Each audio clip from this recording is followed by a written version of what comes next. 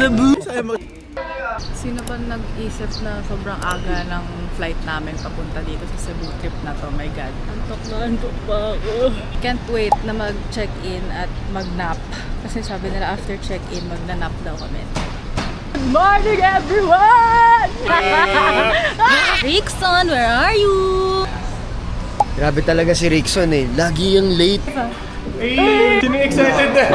Para tayo nag-field trip, guys. May museum. Let's go. Good morning na kami.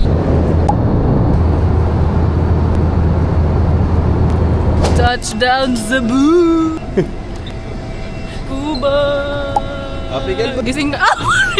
Sinapak yung mukha ko. Maayong abot sa Cebu. Hindi ko na alam. Saan ka pupunta? Hindi pa ata. Wow, sobrang local. Naglalakad sa Cebu City. Hindi, mamaya mag-jeep tayo. I'm glad. Why are you recording us? Saan ba? Ganyan. So, hindi kami pwede pumasok sa Magellan's Cross, guys. Yung lindol daw kasi. Lungkot ako. Hindi ako makapag-remake ng picture ko dito. Lapit na mag 1 PM.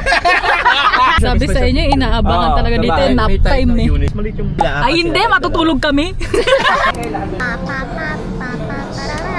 Wala nga palang focus to. Bayan. We're here na. I'm so tired. I want to sleep muna. Our place. Bibili kami ng matcha. Kasi ang dami na sabi masarap na yung matcha dito sa Cebu. Meron bang cereal matcha dito? Ayan yon. Hindi ka ba marunong magbasa?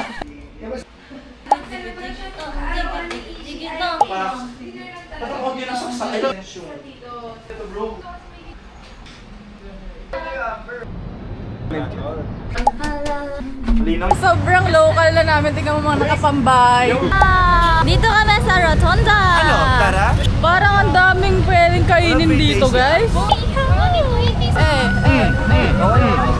Okay to, boss. 11:32 at balak pa mag party. Naantok na ako, guys. Kaya nga, 12 o'clock type ng party. Anong oras na? Oras na para matulog. Mga trippings yan. This is us. Wala pa kami napupuntahan na bar. Ayon kasi ang activity sa edad.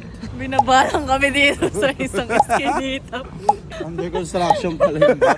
Sa'yo mo sabi nyo, maganda doon.